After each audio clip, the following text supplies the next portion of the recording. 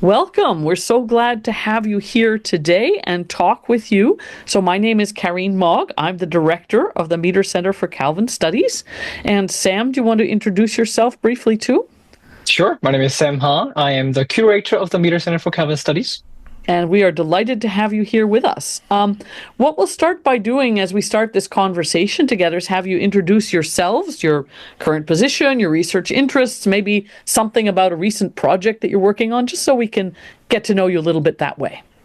Sure, yeah, thanks so much. My name is Gray Sutanto. I teach systematic theology here at Reformed Theological Seminary in Washington, D.C.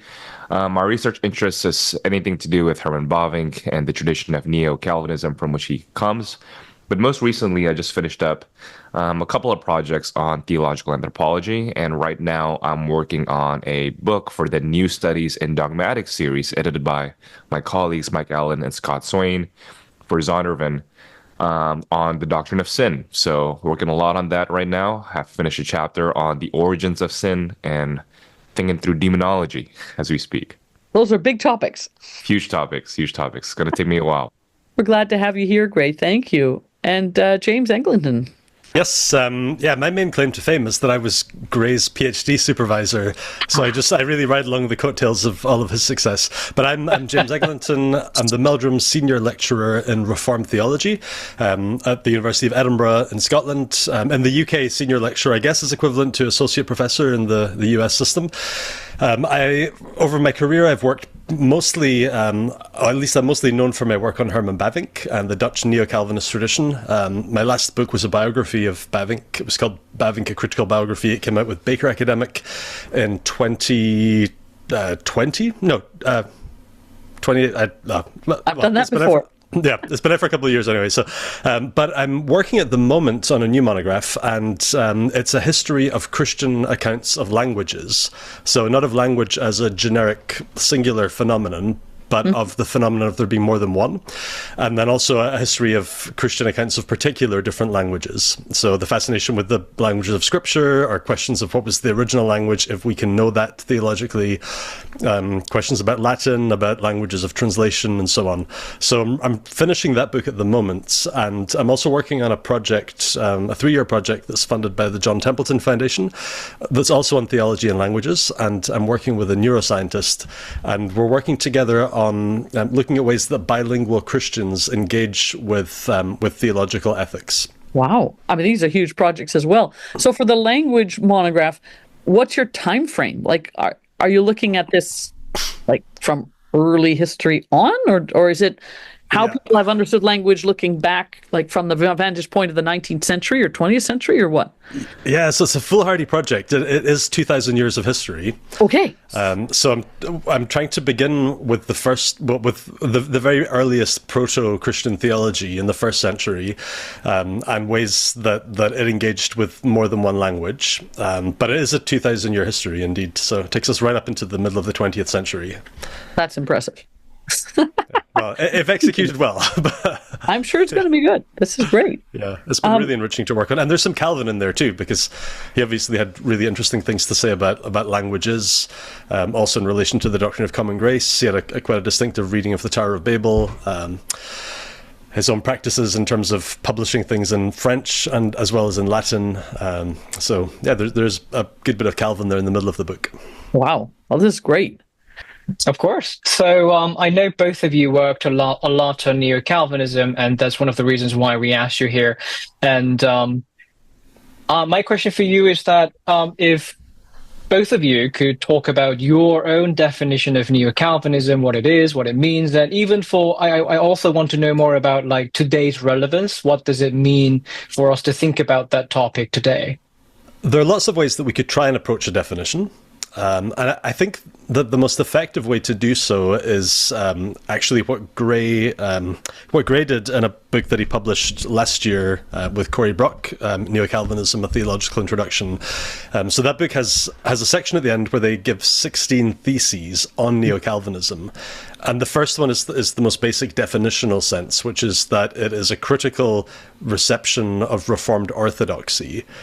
And I think that's a really good definition in holding together a bunch of the different ways that we could, in a more fragmented sense, try and describe Neo-Calvinism by talking about its different offshoots.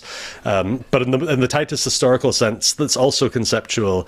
It is an attempt to think within the Reformed tradition, but to do so in a particular historical context, which for the Neo-Calvinists, and it was a Dutch movement initially in the late 19th century and early 20th, they were trying to use the resources of Reformed Orthodoxy within the Reformed tradition in an early modern cultural historical context. And they were trying to drive that tradition forward to think about new questions that existed in their day that didn't exist in the 16th or the 17th centuries. And they were trying to do so in a way that that wasn't just like a repristination of the earlier tradition, and they weren't just trying to do a kind of historical reenactment society as though theology is a living museum. So there were some points of critique even in how they received their own tradition, but it's different somehow to the kind of radical revisionism that we saw a lot of in 19th century theology as well.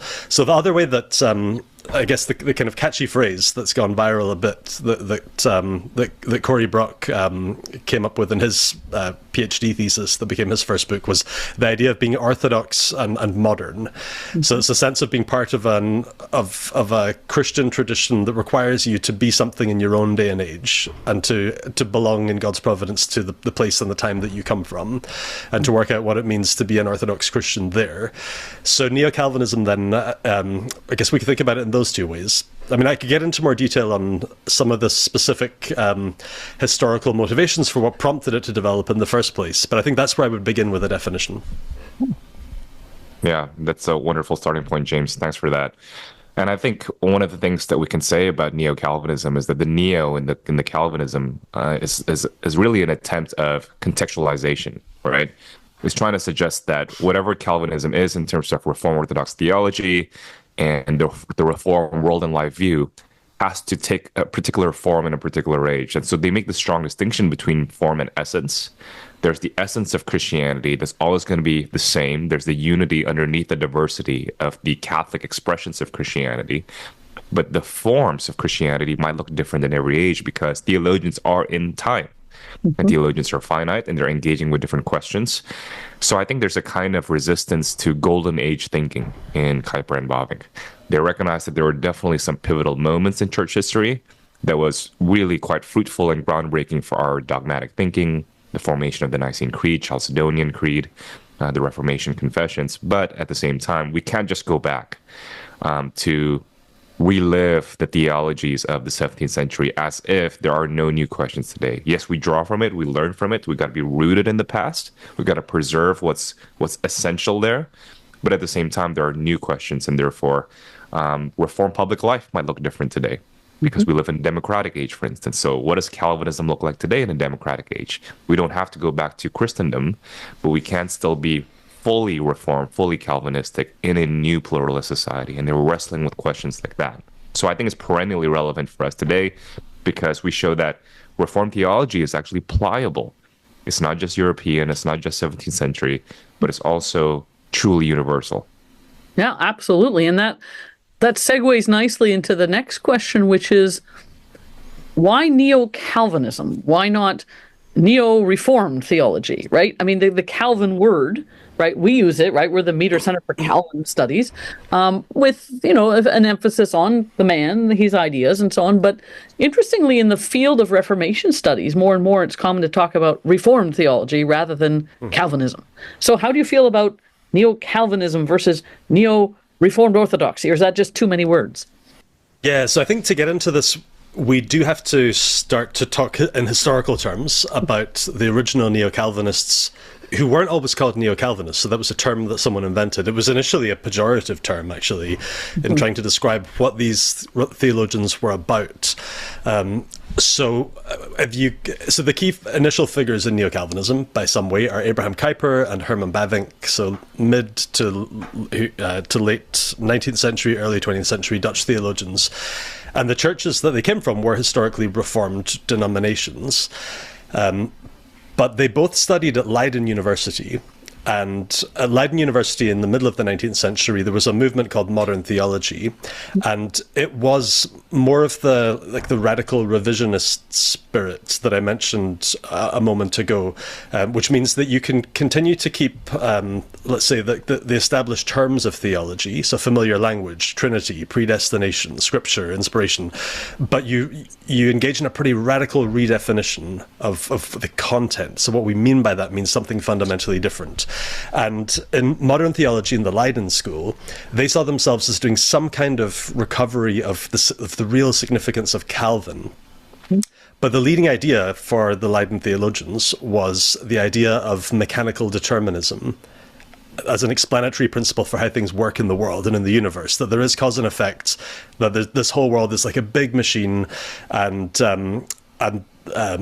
within that, then, if you're trying to think of that, let's say, as a discovery in physics, which happens post-Calvin, Calvin then gets reinterpreted as a figure who's really significant for being a determinist, because he discovered something like that idea in an earlier phase in terms of predestination.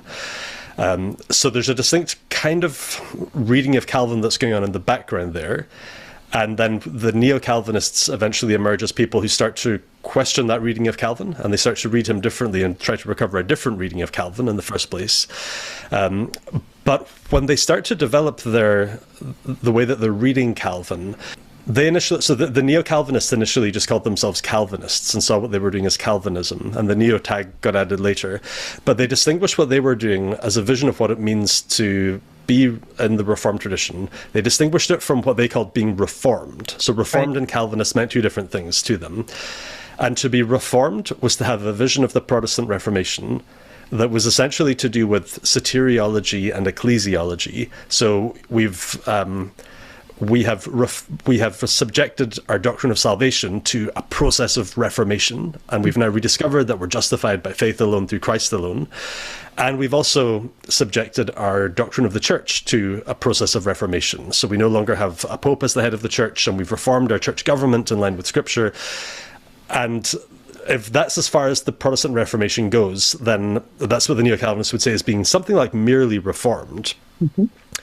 But the Calvinists, who then became the Neo-Calvinists, had a different picture of this, which is that if you reform your sense of how you're related to God, or your relationship to God, and what the church is, let's say at the heart of society, that reformation has to have a ripple effect, and it has to have some kind of transformative impact on all of life and wider society. So in that sense, they saw being a Calvinist as, rather than being merely reformed, as somebody who's actually concerned with bringing the whole of life into a process of reformation before the face of God. So they would say, as the kind of idea is that in that sense, all Calvinists are reformed, but not all reformed people are Calvinists. Right, so it's a sense of the scale of where the Reformation goes.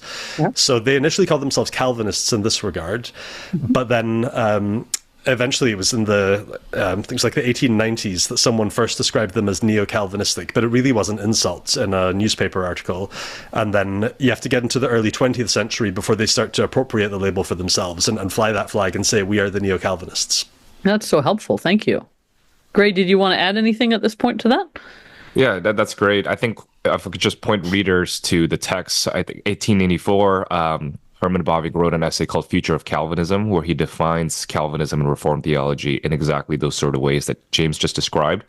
So there he argues that Reformed has a particular confessional character. It's just about your theology and what's contained in the confessions. But Calvinism, he says, is a whole cosmology. Mm-hmm. And so he's using Calvinism in a completely different way than the way maybe American Anglophone thinkers think about it in terms of just the 5 points of Calvinism.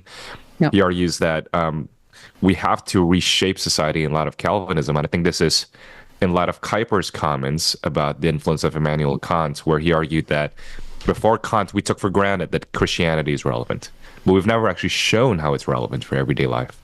So now we have to actually show it. We've got to justify it. Mm-hmm. And I think that's a really useful thing. I am kind of ambivalent about the neo-Calvinistic term, even though I'm excited about it historically.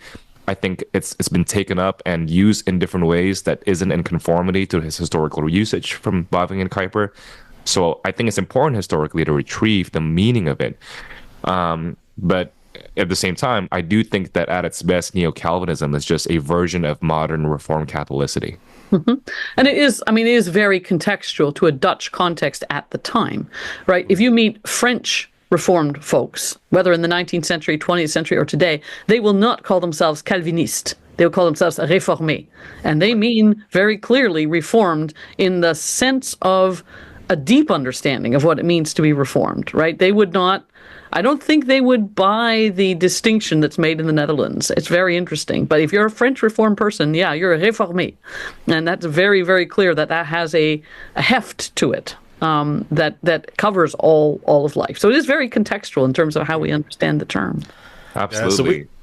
We did an episode we have a podcast as well that we do with Corey Brock, we've mentioned already, and Marinus de Jong, called Grace in Common. We did a podcast a couple of months ago on the French reception of Neo-Calvinism, particularly through Auguste Le Cerf. And it's a really complex like intellectual, cultural, historical terrain to inject some Neo-Calvinism into and see what it looks like and what it gets called after that. Because Le Cerf is probably the most easily identifiable, at least from an outsider's perspective. On lots of points, he looks and sounds like a Neo-Calvinist, and he's really influenced by Bavinck, and he's reading Kuyper. But the thing that he takes over from them primarily is actually the stuff that the Neo-Calvinists would call just being merely reformed. And what you don't get is a sense of like overturning laïcité or something like that anyway, where it's, okay, what does this mean for all of life? And it's far more Neo-Calvinism from the outside prompts him in a French context to be more doctrinally reformed. It's fascinating. So as you say, it's complex. And you're talking about the Dutch context too. Something that I found really interesting is that the label gets attached to them in a particular way in the 1890s, and then they appropriate it at the beginning of the 20th century. But at just around the same time, you have really big debates in Dutch society about John Calvin. And was he a good guy or a bad guy in history? And the Servetus story becomes really prominent.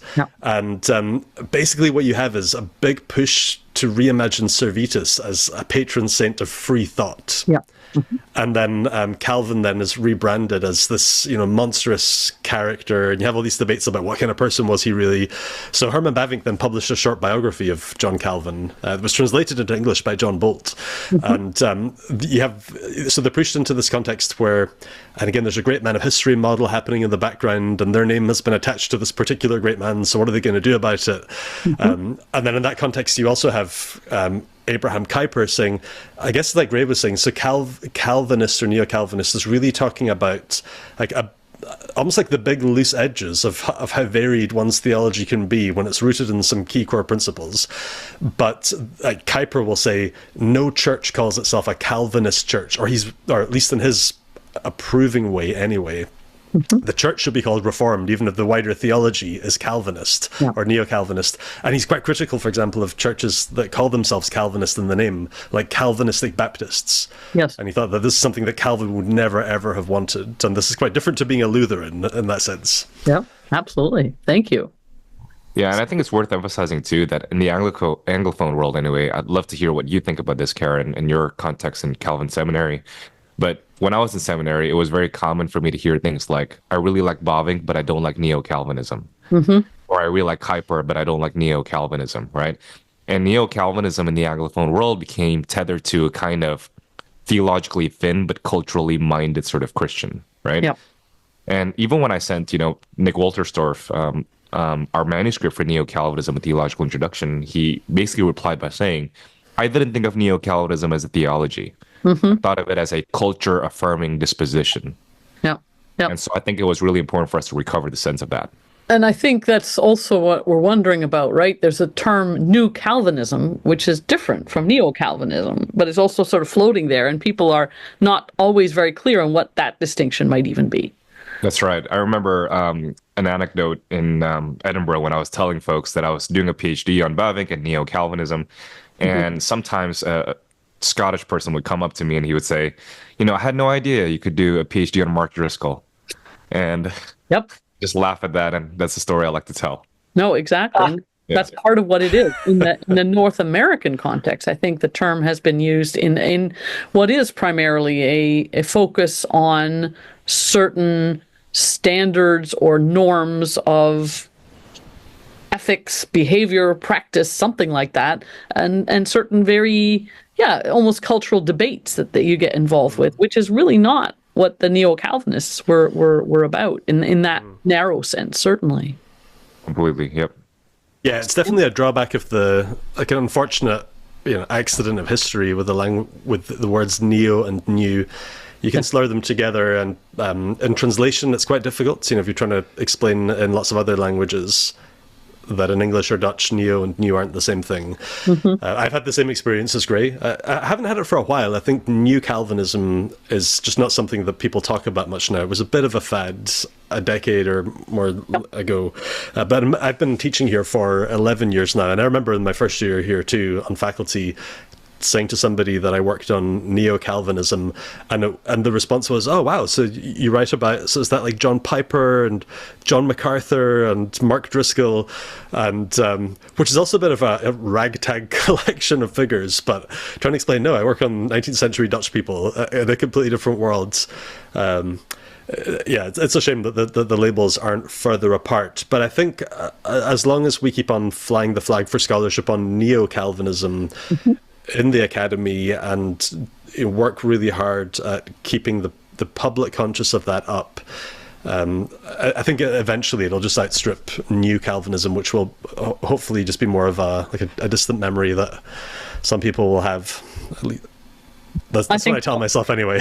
Yeah, I mean, it's part of an ongoing conversation, primarily within the United States, and it may go in a different direction and find itself a different label, and that would be just fine, wouldn't it? Yeah. Yeah, because I think in a historical sense, something that's funny about that is just that, we already mentioned the way that Bavinck and Kuyper would contrast being merely reformed as in, I've discovered the 5 points of Calvinism, and I've tried to have a sort of biblical form of church government, with being a neo-Calvinist, which is so much more expensive. I think when you look at it through that lens, the difference between New Calvinism and Neo-Calvinism maps on pretty well. Yep. Where I've understood New Calvinism well, it tends to be more sort of Baptistic forms of Protestantism, evangelical Protestantism, that maybe would see themselves as having been more rooted on the Arminian side of Calvinist versus Arminian debates on soteriology, and then people rediscover the tulip, and they get a sort of Calvinistic or Reformed soteriology, and that's what makes them Calvinists. But the sense of being neo-Calvinist is still very different. Yes, I would agree with that. Yes. Sam, do you want to carry on from here? Sure. Before I ask a question, I want to make a couple of comments as well. Fascinating stuff. And I've met a lot of people who would equate Kuyper with transformationalism. And I keep telling them, go and read that book written by Corey Brooke and Gray Sutanto on that theological introduction, because that's not it. And I'm really surprised that there are still people who would put them together, and that's really fascinating. And I've been reading some publications in Korean when the missionaries were trying to work with Calvinism and Neo-Calvinism, and there were actually really early missionaries who were really against what we now call New Calvinism, and say, hey, can we actually incorporate life more into our theology? And he points to Neo-Calvinistic movement there in a way as well. So my question, what are the intersections between Calvin studies and the studies of Neo-Calvinism today? Are there some projects that you are currently aware of? And also, are there any projects that are not happening, but ideally you would like to see more of? Yeah, this is a great and fascinating question. I think there's way more work now being done on the relationship between Bavinck and Kuyper and Calvin himself and Reformed Orthodoxy in particular. So I have in view, for instance, Hank Venenbelt's essay in the Centennial collection of essays that's edited by Bruce Pass that just came out from Brill, for instance. He's got an essay there on Bavinck and Reformed scholasticism, which I think is well worth reading. And also Israel Guerrero just published, or not published yet. It's he just finished a manuscript on Reformed theology in Bavinck. In other words, how did Bavinck use the Reformed Orthodox sources, especially figures like Photius, on issues like piety, for instance. And the Neo-Calvinists were oftentimes accused, again, in the Anglophone world, as being too earthly minded and not heavenly minded enough, being too culture focused and not being focused at all on sanctification and piety. And I think he's showing that that's actually quite a false dichotomy, and that Bavinck had a lot to say about that. I think an interesting phenomenon, I'm not sure this is well recognized yet enough, is that, as Karin was saying, Calvin himself and his role in Reformed Orthodoxy had been kind of minimized because of the works of Richard Muller, for instance, or the current revolution on Reformed Orthodoxy, in showing that Calvin is not the barometer for Reformed theology, but he's just one important figure among many, and that we shouldn't make his theology to be the yardstick to adjudicate on the other Reformed theologians. And I think perhaps what's not sufficiently being said is that maybe the term Calvinism became a more positive light in the 20th century only because of Bavinck and Kuyper's works. I think I'd love to see more historiography on that. Why did Calvinism become such a positive label? It's not just because of the theology of Karl Barth, I think. It's also because of what happened with Kuyper and Bavinck. And I think, just more work on historiography, that would be fantastic, I think. Yeah, well, I'm just thinking of current projects that we can look forward to. There's a student at McGill in Toronto, Sarah Killam, who was actually here in Edinburgh as a visiting student last semester, and she is writing a dissertation on Calvin and Bavinck on atonement. And is doing really promising work. It was just great to get to read her work with her over a semester, and I look forward to just seeing the generative ways that a comparative study like that can help us think about both figures in new ways. So there's work like that that's happening. I think that there's much more scope for that. There's also a lot of work that's still to be done on the reception of Calvin among the original Neo-Calvinists. So there's some really good historical work on some of the debates that I mentioned earlier around Calvin and Servetus, and why did Bavinck write a biography of Calvin, and so on. But I still think that there's a lot more to be said of ways that they were thinking about Calvin in their own context. And certainly I hope to see more scholarship develop on that side of things as well going forward. I think I agree with Gray that when we start to think about the original Neo-Calvinists and the ways that they're reading figures like Calvin, he's not the only figure they were reading from that period. And to get at how figures like Bavinck and Kuyper accessed Calvin, we do have to think about figures like Futsius and other early modern Reformed theologians. So I think the kind of complexity that I see is that, and that it'd be great to see more scholarship open up, is that on the one hand, there's this surface level public debate, which is very heavily invested in one early modern Reformed theologian, which is John Calvin, enough that they have to, produce work to defend his good name and do that kind of stuff. Like, there aren't those debates about, Futsius or von Maastricht or figures like that. But it's kind of like, if you lift the hood, what's going on in the engine is not just 100% John Calvin and nothing else. And there's a much more complex reception of early modern Reformed theology. So thinking about the interplay of those two things, I think is really exciting, and I'd like to see more work happen in that regard. Yeah, and I think it is one of the richer veins of Reformation studies now from a theological point of view, again, is that people are looking at a wider range of people, not just Calvin, which is healthy, I think, and that's certainly a great benefit to the field. So in terms of aspects of Neo-Calvinism that you're thinking about as being kind of important, are there particular aspects of Neo-Calvinism that you would like to encourage Calvin scholars to pay attention to?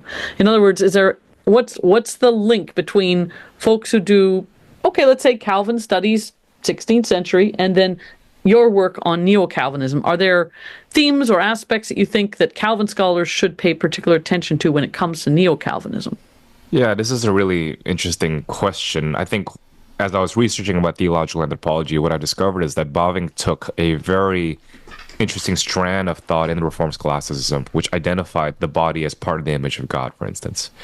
Now, as far as I can tell anyway, Calvin is kind of ambiguous about that. There are a lot of passages where Calvin seems to say things like the body is the prison house of the soul. But of course, because he's a good Christian, he's reading the Bible, he's also going to say that the image of God has to do with the body in some way. And so I think actually taking a look at theological anthropology within the context of Calvin studies in the broader Reformation Orthodox period, and then putting that in light of what Kuyper and Bavinck says, would be really interesting, because they do make not just historical judgments, but evaluative judgments with respect to the Reformed Orthodox and Calvin.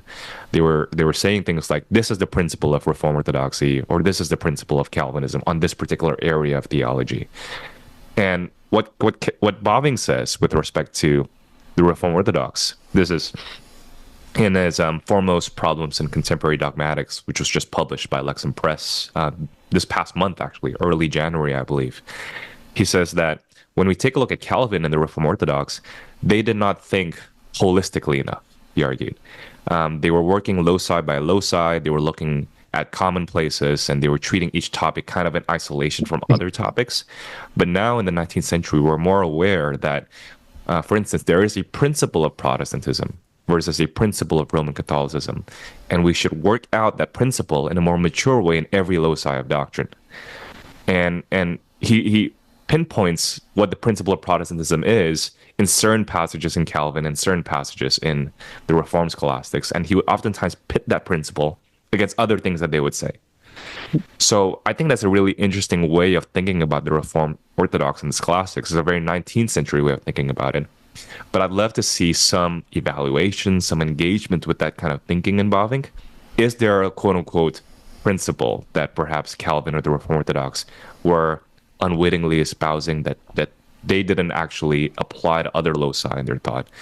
And it's a provocative way of thinking, because is that even a way that we should be doing theology in? Is that a method we want to endorse, that Bavinck would say things like this?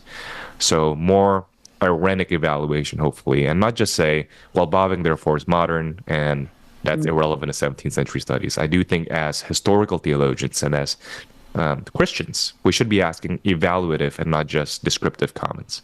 Yeah, thank you. Yeah. Yeah, so I have one PhD student at the moment who is writing on John Calvin, Arthur Rankin, who came to Edinburgh from RTS, Charlotte, and he's writing on Christology in Calvin's work on the Book of Hebrews, and doing really brilliant work. But one of the things that I challenged Arthur to, and it was an easy challenge to persuade, because he's really great with languages and hardworking and intellectually very curious. But I challenged him to come to my Dutch reading course for a semester for the benefit of his work on Calvin. And part of the rationale for that is that there is a really rich tradition of Dutch language Calvin scholarship, particularly in the first half of the 20th century. And even beyond that, by Dutch scholars who wrote their work in Dutch on Calvin. And it's mostly inaccessible to the rest of the world because not that many people read Dutch. And also inaccessible to a lot of Calvin scholars as well, because you wouldn't necessarily think if you're going to study Calvin that you should learn Dutch. You might think, well, I should really learn, French, the French of that era, and obviously Latin, and maybe German, but Dutch just doesn't really feature. But the rich vein of Dutch Calvin scholarship in the 20th century, I think, is a fruit of Neo-Calvinism, because just that interest in Calvin. In that way prompts people to sustain scholarly interest. And there are really interesting readings of Calvin that you find in that Dutch tradition.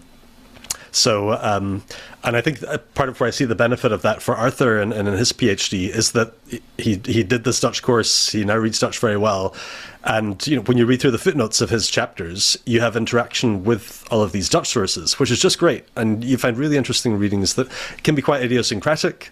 If you read Klaas Schilder, is this mid-20th century, more or less neo-Calvinist who had fascinating things to say about analysis of Calvin's institutes and why they were written and how. It's really enriching to have access to that. So I think it's kind of a secret of the trade. I think that if you want to work on Calvin, there's something that you might really miss out on if you don't learn to read Dutch. I like that. The push for Dutch. That's great. Yep. Yeah. I think it's worth emphasizing too, just real quick, this fast pace of Bavinck studies right now. Yeah. As James was mentioning, Sarah Killam Crosby is working on Bavinck and Atonement. Arthur is doing Calvin studies that might intersect with Bavinck studies. Who knows in the future? A student of mine, Isaac Whitney, just published an essay in the Scottish Journal of Theology on Bavinck and the Reformed Orthodox on the theology of the body. Mm-hmm. And there's more PhD theses that are going to come out very soon. I know that there's work being done on Bavinck and natural theology, Bavinck and music, Bavinck and the Reformed scholastics, and so many different angles that it's really hard to keep up with the field at the rate that it's going up right now. And I would just keep encouraging listeners to keep a lookout on all these projects that's going to come out. Yeah, absolutely. And, we have obviously people here at Calvin who are very interested in Bavinck, obviously, John Bolt and his colleagues. So we're very glad to have this focal point here, and then obviously the connections with you and other places in the United States and across the world, in Scotland especially. It's always amazing. I tell people, Bavinck, think Edinburgh. And that's just not the first place people think of first of all. So that's really cool.